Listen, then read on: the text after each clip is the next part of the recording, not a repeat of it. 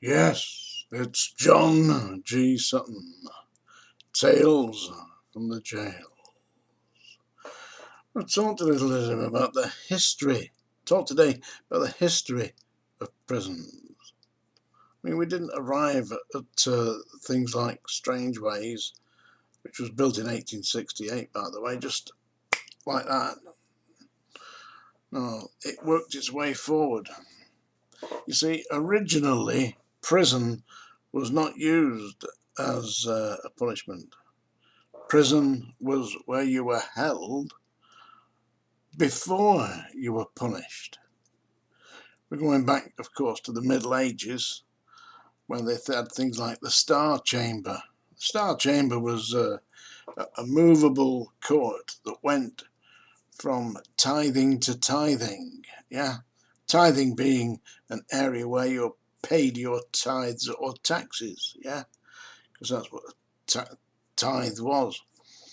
And it was a mobile unit, and on the roof was covered with stars, believe it or not, which is why they called it the Star Chamber. But they had a mobile magistrate or judge that went from tithing to tithing, and you were taken before the judge or the magistrate in the Star Chamber, and from prison, yeah, where you would have been held by the local sheriff or the local baron, yeah, and adjudicated upon by the Star Chamber in the days before they had things like juries. Yeah, you'd be sentenced to things like beheading or being flogged or being held in the stocks. Yeah, the stocks were, we all know what the stocks are. They were large planks of wood that had holes in for your head, and they dropped down over your neck. Yeah, you got your head and your hands through there, and people would throw rubbish at you and anything they could get their old hands on, and you were unable to actually defend yourself because you were in the stocks. Yeah, Shakespeare writes about the stocks, specifically in King Lear when he says, "Who stocked my slave?" Yeah, seriously, read it, King Lear. I like Shakespeare myself. Anyway, also the idea of inmates and prisoners. Well, to a certain extent, listen, this is not that long ago. My father in the 1950s was a detective with the CID, and he used to believe that he could tell a criminal just by looking at him. He had that belief, he knew a wrong and when he saw it, and obviously it was based on misinterpretation of there being a thing called a criminal class, which is a disgrace to society, isn't it? The idea that people who are on their uppers, so to speak, who are basically struggling for a living, it doesn't make them criminals. But my father and a lot of his contemporaries, the police at the time, believed that they knew a wrong and when they saw one because of the way they were dressed and their appearance. Quite what he would have made of my curly long hair now, I dread to think, because when I was a child it was short back and sides. I ended up looking like that silly bastard out of the Three Stooges at one time with just a bit of hair on the top of my head. What's his name? Anyway, I remember that. I detested the idea. I hate my hair having cut. I hate it. Can't stand my hair being cut. It all comes from being a child, you see, when I was forcibly haircutted. Detested it. But anyway, so people had a belief, that criminals looked a certain way, Tell you. And there was a psychologist. This isn't just, the bigoted police officers, because let's be perfectly frank. Well, that happened to be my dad's name, actually, Frank. Let's be perfectly honest about this. To actually have an idea that you can identify a prisoner by the way you're looking at him is rather bigoted, shall we say. Yeah, well, that's what happened back in the 1950s and 1960s.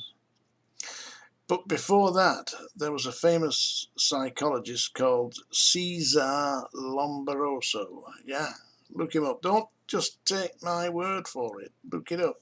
Cesar Lombroso. Yeah, and he was a psychologist who believed that he had identified criminals by their appearance. He did. And he published books of photographs of typical criminal types. Subsequently, in years to come, it was discovered that what Lombroso was putting forward as criminals were not people who were, in actual fact, criminal by nature, but they were criminal because they were mentally handicapped. So what he was showing was people who had got uh, physiological problems and psychological problems that displayed themselves. Yeah, I don't know if you're familiar with the problem called acromegaly, yeah, which it calls you to have big hands and a form of giantism as well. Giantism is an actual issue that people have. Doesn't make them criminals. It means that they've got a physiological and potentially a psychological issue, but not necessarily criminals. And people who were suffering from things like Down syndrome and this, they were photographed by Cesar Lombroso and put forward as examples of what a criminal looks like. So as you can see, get this passed down the ages, and there's little wonder, that because Cesar Lombroso was operating in the late Victorian Edwardian times, we go forward only 40, 50 years.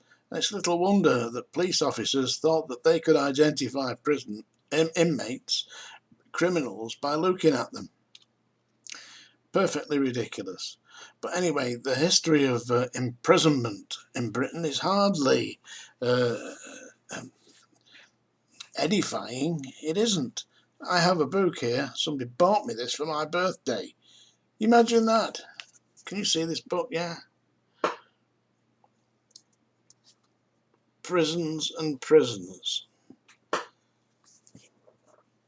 It lists in it, seriously, it's an interesting book about the history of imprisonment in Britain, yeah. Gives some things here. In 1577, there was a thing called the Black Assize, which was a court, yeah, and everybody at those hearings died.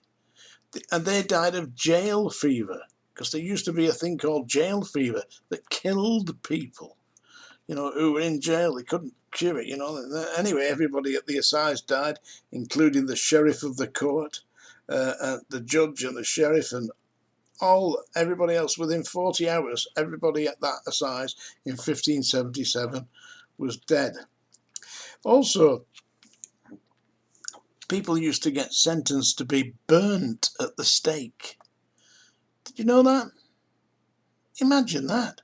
I've got it in this book here. It says here, I think it was in 1777. The last execution at Tyburn was in 1783. That's at Newgate. Yeah, Tyburn's in London. Newgate Prison. Yeah. And John Howard. Now, do you know who John Howard was? John Howard. If you look at Wormwood Scrubs, there's two faces, relief photos, images, not photographs, images created on the towers. The one on the right, I believe, is John Howard. The other one is Elizabeth Fry. Yeah, but there were people who were sentenced to things like transportation. That was introduced by an Act of Parliament in 1717. That people could be transported to Van Diemen's Land, yeah, or what we know as Australia. The song about that isn't the Fields of Athenry. I have previously performed it. It's somewhere on here, yeah. the fields of Athenry. Right, where are we? I'm trying to find the date where the lady was actually the last lady to be sentenced to be burnt at the stake. They actually did that, yeah. No, a pope, one of the popes, a Roman Catholic pope, Pope Clement the 11th, erected a separate prison in Rome for the education and reformation of youthful criminals. Well, that's a step in the right direction. Probably we could say that Borstal was invented by a pope. There's a thought for all of you who have been through Borstal. Oh yeah, here we are, 1789. The last woman burned after being hung at the Old Bailey for passing bad coins. You know, just for minting her own coins and passing them on. She was hung and then subsequently burnt. There we are. Prisons and prisoners. So I do read a little bit about this subject, you know.